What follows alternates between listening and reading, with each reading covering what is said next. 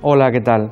Es hora de trabajar por la paz y la reconciliación, buscar el encuentro con Dios, pero también con nosotros y con nuestros seres queridos. Hoy les hemos recordado y pedido por ellos. Los cristianos no vemos la muerte como la última de las etapas. A la muerte la contemplamos con esperanza, igual que a la vida. Estamos aquí de paso y creemos en la resurrección. Y la esperanza del cristiano empieza ya en esta vida, en nuestro mundo, a pesar de encontrar tantos motivos para desconfiar. Hay divisiones, pero también hay acercamientos. Hay guerras, pero también hay encuentro. Y la fuerza de Cristo es capaz de ablandar hasta los corazones más duros. Y tenemos varios ejemplos. 500 años de división entre católicos y luteranos que han de dar paso al acercamiento, y en ello se está trabajando.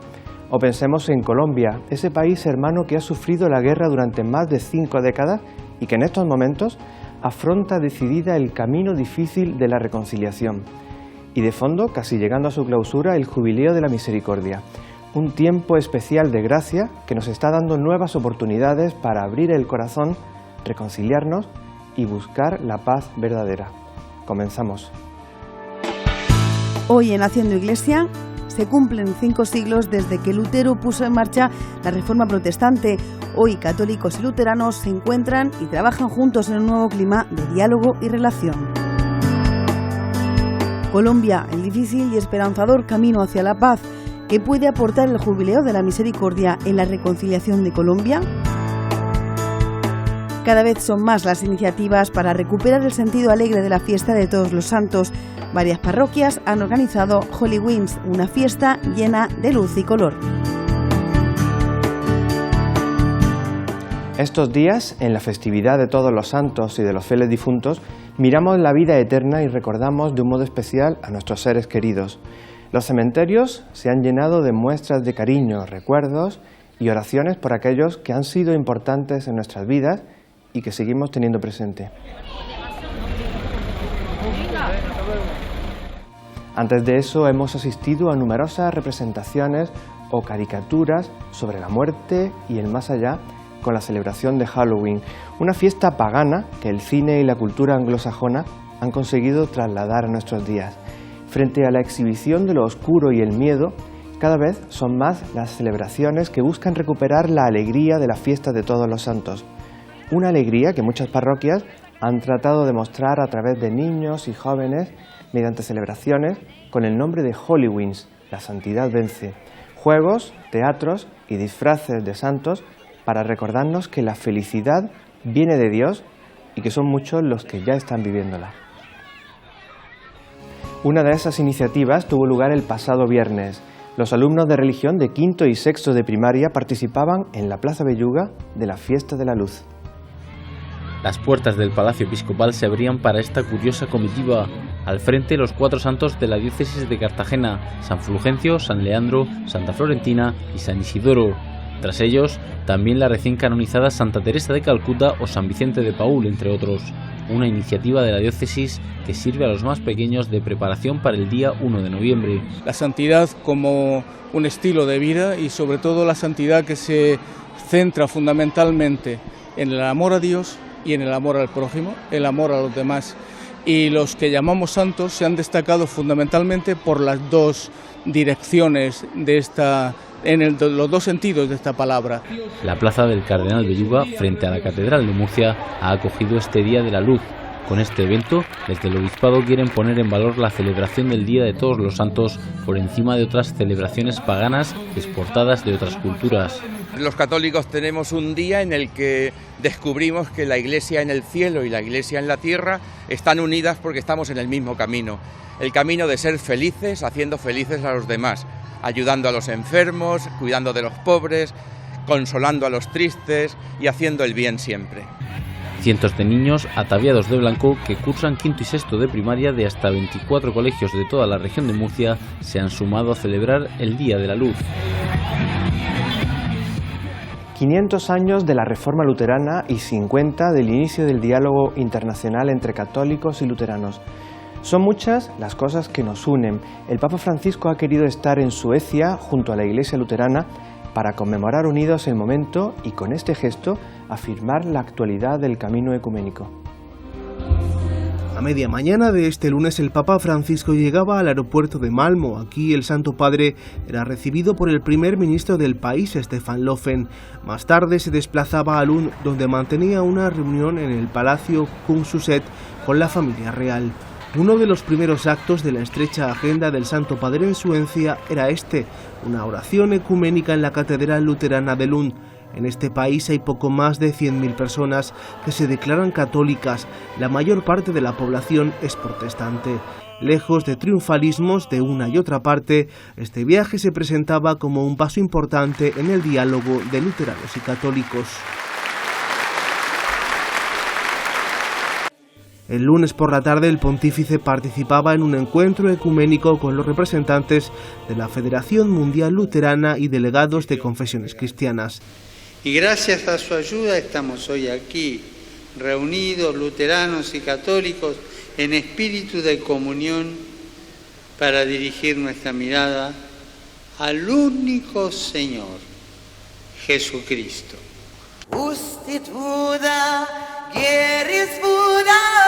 El domingo culminaba el pontífice su viaje a Suecia con la celebración de una Eucaristía en el Sydbanestadion de Malmö.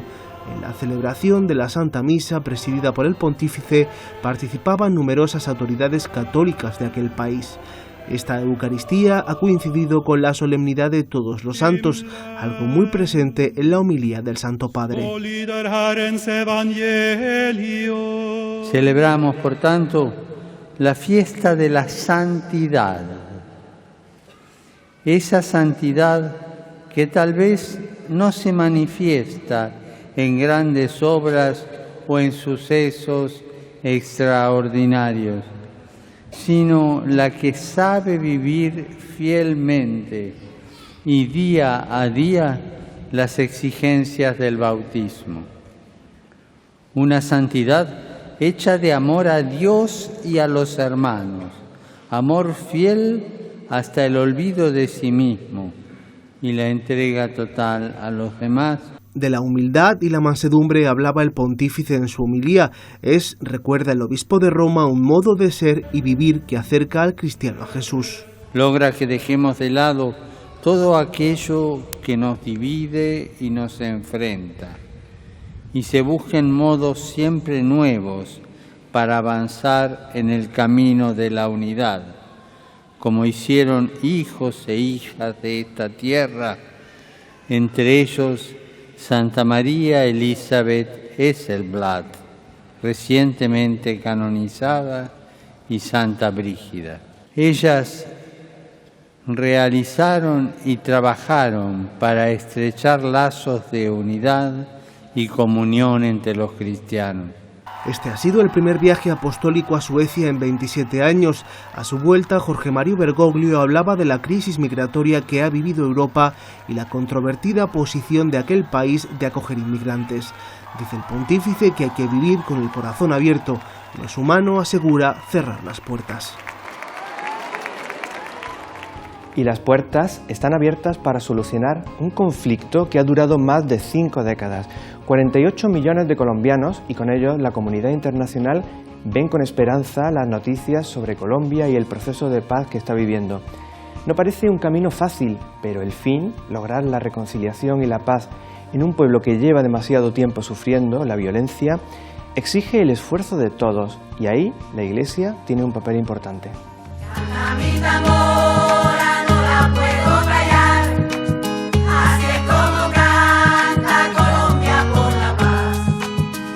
Quiero cantar para mi gente. Son algunas de las mejores voces de Colombia y expresan con su música el anhelo por la paz de un pueblo, el colombiano, que está cansado de tantos años de violencia. Hace unas semanas asistíamos a la firma histórica del acuerdo de paz entre el gobierno colombiano y la guerrilla de las FARC, después de 6 décadas viviendo en estado de guerra y varias generaciones que no han conocido el verdadero significado de palabras como paz y convivencia. María Eugenia nació y vivió en Colombia hasta los 25 años. Fue testigo de numerosos actos violentos entre el gobierno y la guerrilla. Algunos de ellos aún los sigue recordando. Empezaron a pasar 4 o 5 helicópteros y como a mirar el espacio de a tantear el terreno, ¿no? Cuando en un momento dado empezaron balacera por acá, del helicóptero, entonces los guerrilleros pues se pusieron a arrinconarse, a esconderse y a ver cruce de balas. Entonces nosotros dijimos, en pleno río, disfrutando de un espacio de ocio, ¿qué hacemos aquí? A la ausencia de paz se unía la falta de libertad. Ella misma fue víctima de un secuestro. No me había bajado del coche y se subieron 3 personas encapuchados y bueno, ya después les pude ver la cara porque fueron 5 horas dando vueltas por toda la ciudad. Yo al final no supe si fue un secuestro express o realmente si tenían intenciones, porque todas las 5 horas fueron minando el autoestima, lo vamos a matar, si no nos entregan el dinero. Más de 6 millones de colombianos han sufrido de algún modo los efectos del conflicto armado en forma de secuestros, violaciones o abusos de distinto tipo. Se calcula que más de 200.000 muertes violentas tienen su origen en un conflicto que ha dejado por el camino a miles de familias rotas y un gran sufrimiento entre la población.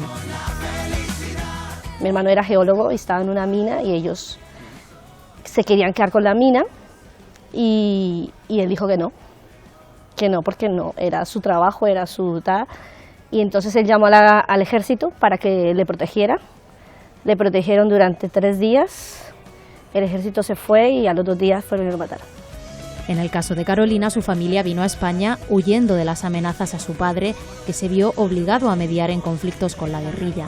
Su jefe llamó a la guerrilla porque secuestraron a su madre. Entonces no podía dar la cara directamente porque también corría peligro, así que mi padre era un poco el intermediario de cuando tenía que contactar con ellos, no directamente con la guerrilla, pero sí mandaban a personas para reunir el dinero para el rescate y demás. Claro, mi padre ya sí que sabían quién era, tenían más acceso a él, lo tenían más controlado. Entonces ya llegaban cosas como, sabemos dónde vives, sabemos dónde va tu hija al colegio. Desde su inicio, en los años 50, han sido muchos los intentos fallidos por mitigar el conflicto. Sin embargo, nunca como ahora, alcanzar la paz ha estado tan cerca. En ese camino ha sido importante la contribución de la Iglesia Católica, promoviendo en todo momento un nuevo clima de reconciliación como paso previo para la justicia. Este nuevo clima de reconciliación permite considerar desde otros ángulos las soluciones habituales, permite que se arriesguen nuevas fórmulas de solución, permite que brote una apertura diversa hasta ahora no pensada.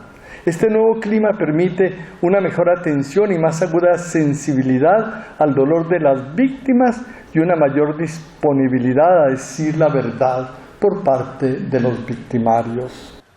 En este momento me siento en el deber de dirigir mi pensamiento a la querida tierra de Colombia, que la sangre vertida por miles de inocentes durante tantas décadas de conflicto armado, unida a aquella del Señor Jesucristo en la cruz, sostenga todos los esfuerzos que se están haciendo. Por favor, no tenemos derecho a permitirnos otro fracaso más en este camino de paz y reconciliación. El trabajo de la Iglesia se ha beneficiado de la existencia de una fuerte vivencia de los valores evangélicos entre los colombianos. Colombia es un país cristiano. Colombia es un país donde el valor evangélico y el espíritu evangélico pues verdaderamente se puede respirar en cualquiera de sus ambientes. Y ese papel lo que puede hacer es invitar a la gente a perdonar.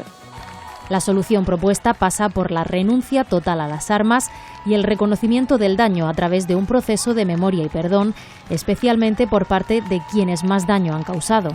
Con nuestras almas contritas pedimos nos perdonen y nos den la esperanza del alivio espiritual, permitiéndonos seguir junto a ustedes, haciendo el camino para tender nuestras manos de reconciliación al pueblo de Bojayá y hacia todas las personas de esta tierra de esperanza, a quienes pudiéramos haber ofendido de palabra, obra o pensamiento.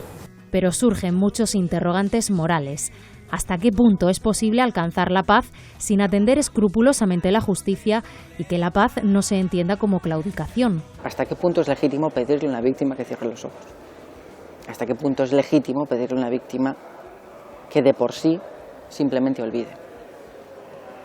Realmente el proceso de paz requiere justamente lo contrario, el recuerdo constante de las víctimas, el recuerdo constante del sufrimiento, para ser conscientes de que se requiere construir un nuevo orden, una nueva sociedad, donde no solo no existan ni vencedores ni vencidos, sino que sea una nueva construcción que parta de lo que realmente somos ahora mismo. Y los que son víctimas han sido víctimas, y los que han sido culpables han sido culpables. Se puede pasar página, se puede perdonar con el tiempo, ¿no? El tiempo dicen que es el mejor bálsamo para sanar heridas, se puede perdonar. No sé hasta qué punto, cuando te han arrebatado muchos seres queridos, y en especial si es un pilar, el padre, la madre o un hermano, con el tiempo, ese bálsamo que es el tiempo ayudará.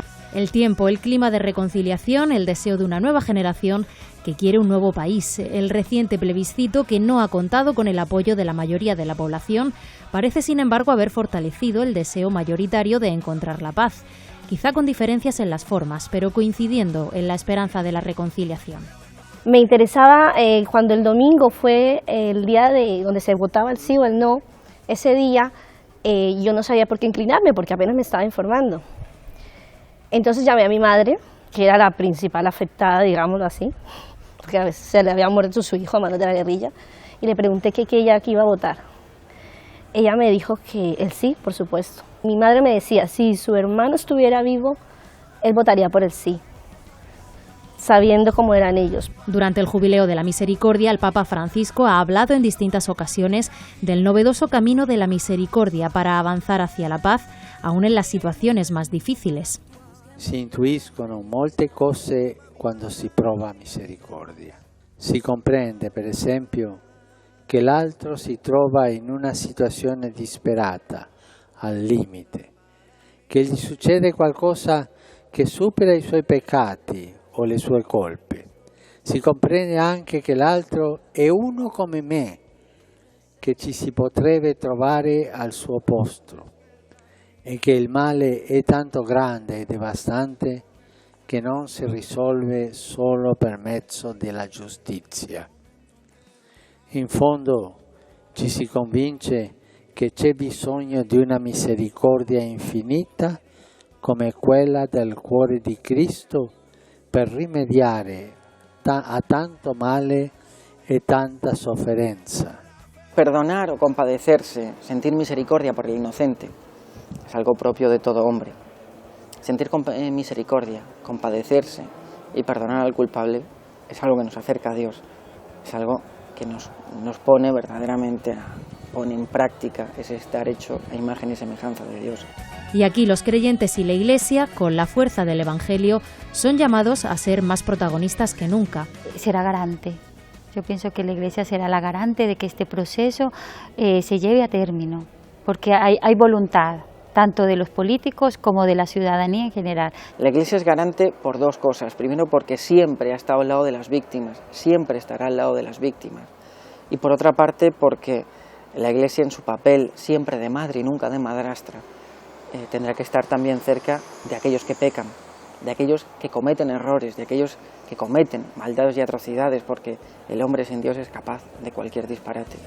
La paz es más necesaria que nunca. Frente a soluciones de violencia o venganza, el anhelo de la paz que vive actualmente Colombia es un canto a la esperanza para un mundo que necesita volver a creer nuevamente en el ser humano. Es el momento de crecer, busquemos la felicidad, demos el paso para volver a soñar. Es el momento para actuar, cantemos por la libertad. Toma mi mano y caminemos por la paz, caminemos por la paz.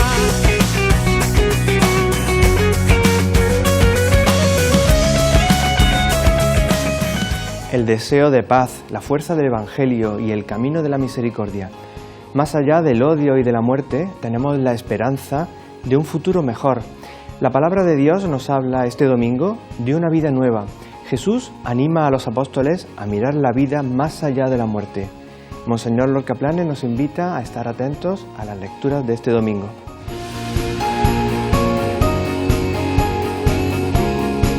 Estamos llegando al final de la vida pública de Jesús.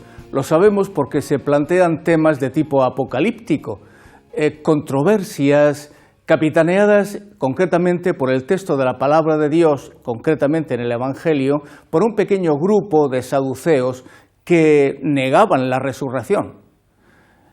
En la primera lectura, para que veamos cómo el tema de la resurrección estaba muy enraizado en el pueblo judío, aparece en la lectura de los Macabeos cómo se resalta el testimonio de esa misma fe en la resurrección en una familia que estaba siendo perseguida y masacrada, que se enfrentan con valentía a sus perseguidores, defendiendo la fe a costa de sus propias vidas.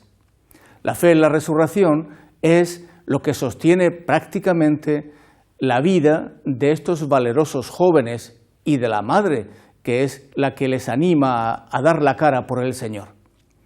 A los saduceos, por el contrario, el Señor no les importaba nada. Ellos solo pretendían lo que vulgarmente decimos sacar tajada de la situación en provecho propio y se dedicaban a esas controversias, malas artes y además con malas intenciones. Querían presionar a Jesús para que respondiera por la premura cosas que luego le comprometieran. Pero el Señor es maestro y sabió salir de aquella situación con aire.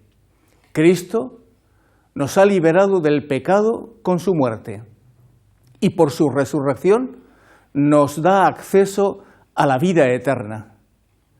Jesús mira a sus discípulos y les anima a permanecer, a seguir sin desanimarse. El inmenso amor de Dios misericordioso nos abre las puertas de la vida ante la muerte. Lo único que se nos pide es que sepamos vivir dándole la cara al Señor. Dios nos pide que escuchemos su voluntad y no nos cansemos nunca de hacer el bien. No sea, y esto es para pensarlo de verdad, cuando nos tengamos que presentar después de nuestra muerte delante de Dios, el Señor nos diga, no te conozco. Hay que tomarse la vida muy en serio y actuar ahora como un creyente con corazón puesto en el Señor. ¡Feliz domingo!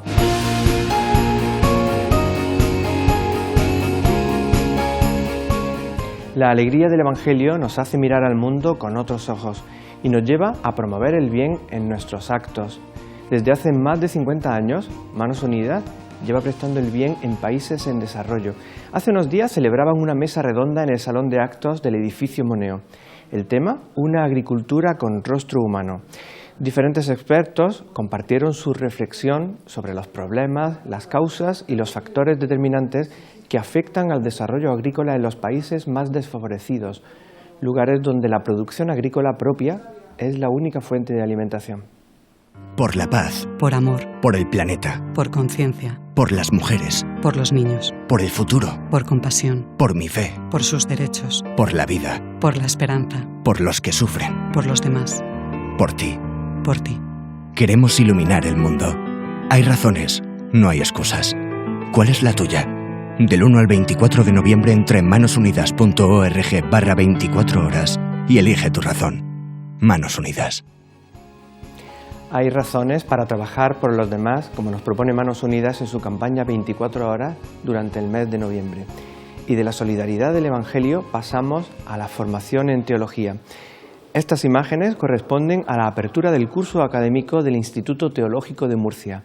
Comenzó con una misa en la Iglesia de la Merced previa al acto académico donde el vicario general de la Orden Franciscana, Julio César Bunader, habló sobre los centros de estudios franciscanos en nuestro tiempo. Y también hace unos días la Diócesis de Cartagena ha celebrado la apertura del curso judicial eclesiástico. La Iglesia de San Pedro en Murcia acogía la misa inaugural presidida por el obispo Monseñor José Manuel Lorca Planes.